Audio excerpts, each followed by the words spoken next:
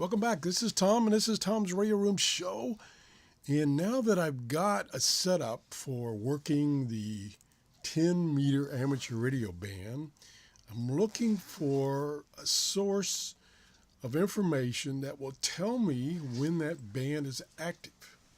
Because typically the 10-meter band is kind of quiet, but then it will get very active.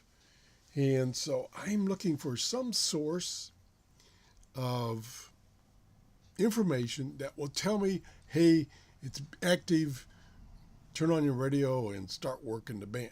Now, let me show you something that I have used in the past and something that I just found out about.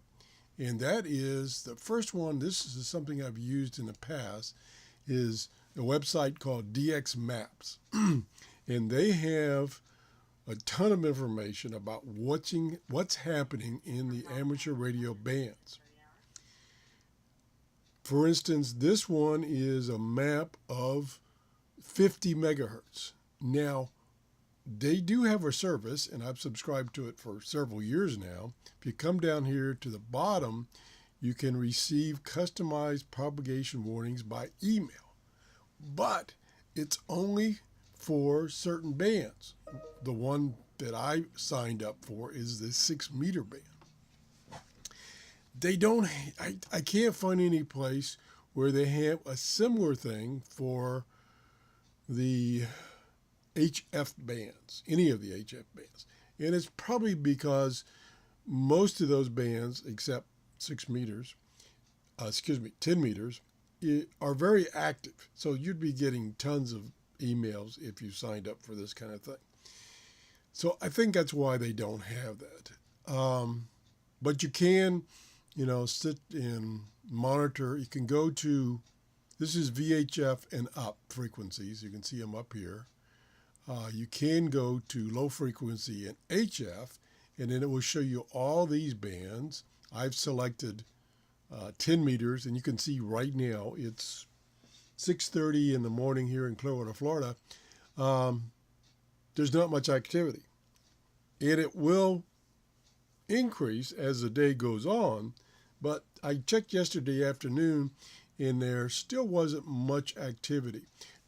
As someone pointed out in my previous show, there is still quite a bit of activity from the United States to South America. And on the map yesterday, there was probably, I'd say over a dozen communications plotted here on this map, things that have taken place. Now, the way this works is amateur operators go and post their activity. They post, who they are and who they talk to and where those people are located, and then it draws the map between the two, like right here. Now, if I zoom in, come down here a little bit,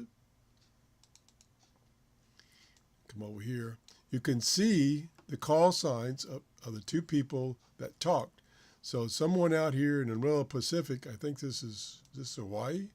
I think this might be Hawaii, was talking to someone on the west coast of the United States.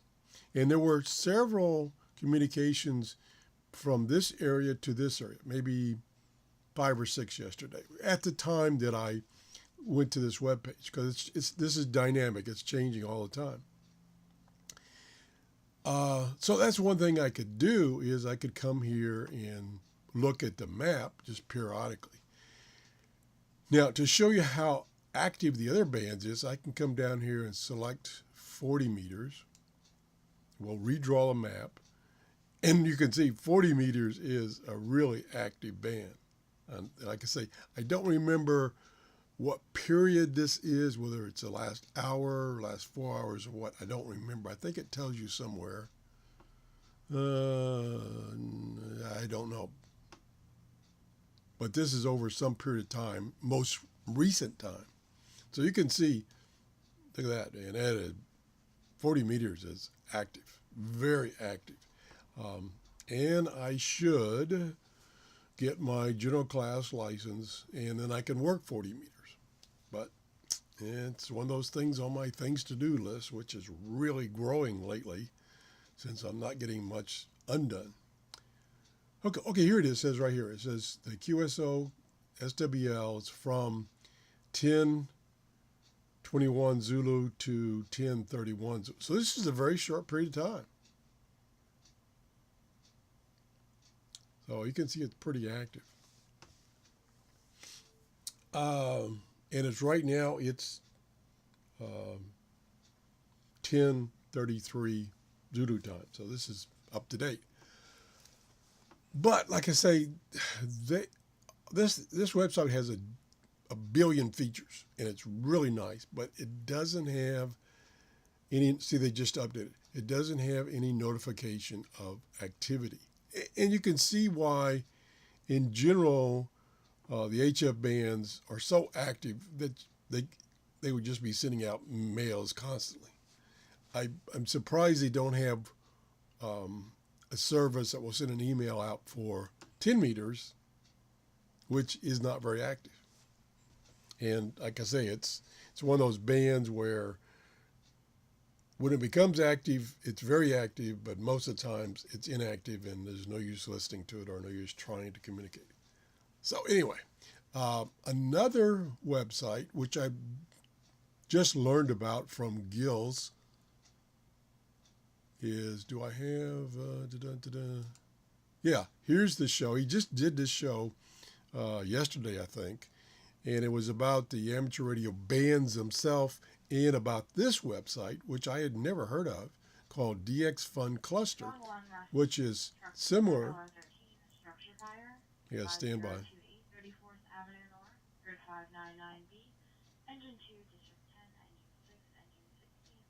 My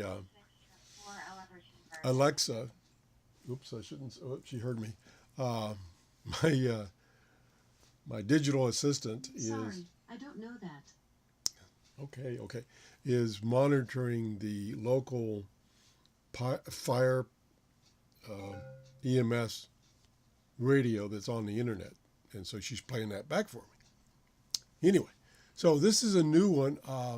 It's got a lot of the same features. I'm not that familiar with it. For instance, I could select 10 meters and it will show the activity. Now, this has got a lot more activity. Let's see, 14th, that's today. So this seems to show more activity than the other website did. Let me go back to the other website.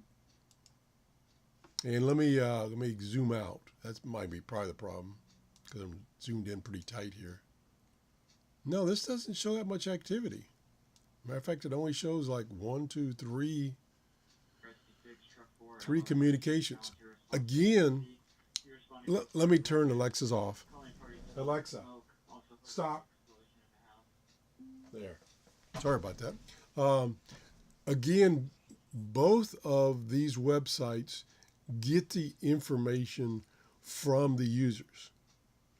So the users have to log on to this website and the other website and report that they had communications. So that could be the part of the difference. So let's go back to this one that's, like I say, it's kind of new to me.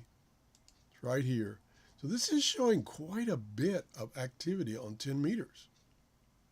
And unfortunately, I don't think it has, and Jill's, if you watch this show, please inform me about how to use this thing. I don't think it has a map view. It might, I just haven't found it yet. Now, it starts out, it's in Spanish maybe. So you can come up here and select English. Let me do that. That'll help. Okay. So I don't see any option for, oh, here's a bunch of options. Nope, tools. Gray line map, grid squares, most active map spots. Let's see what that does. Maybe that's what I'm looking for. Yeah, okay, that's pretty cool. And I assume this is still, no, it's not. I was going to say this is still 10 meters, but it's not. So when I went to this map, it looks like it's all bands, because if I look down here, it's all the bands. All right, let me move down a little bit more here. Yeah, this is all bands, including VHF and UHF. So I lost the ability to filter on a certain band. So if I go back, okay, now I'm all bands again. Let's go back to 10 meters. Where did 10 meters go? Right there. So, like I say, it does appear that there's worldwide, there's a lot of activity. Now, I do see, yeah, see, some of these stations are in the United States. And like here, this gentleman right here, this was yesterday. Now, that's the other thing I could do is I could look at this history and see what times of the day that conditions were better to give me another idea when to listen. If I go back up here to the top, on today, about a half hour ago, somebody reported that the bands were closed. I mean, there was no activity on the bands, just conditions were not good. And then you click over here on the icon of the map, it will show you the location that that person reported from. So he was saying in Portugal, just recently, conditions weren't too good. Now, let's see. Yeah, see, there in a 24-hour period. See, this is 24 hours. That's a big difference, and maybe even more than that. See, it goes down to March 13. Yeah, it's 24 hours. And where I think the other one was just a short period of time. So I'm going to have to investigate this website here, this DX Fun that Jill's told us about. You can go to his YouTube channel and watch the video that I just showed you. Let me just go back to that for a second. So you can watch this video. This is a recent video, and this is official SWL channel. This is, excuse me, Jill's puts this out, and he does tons and tons of videos. He has multiple channels. This one is about shortwave listening.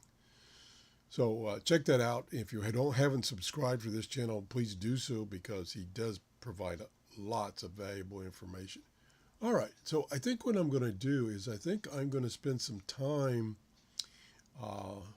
and learning the options on this page, because like I say, this is brand new to me. If you can provide me with some info, or us, do it in a comment so everybody can see it, about this website, because like I said, over here they got a ton of tools which I haven't even investigated. Please let us know.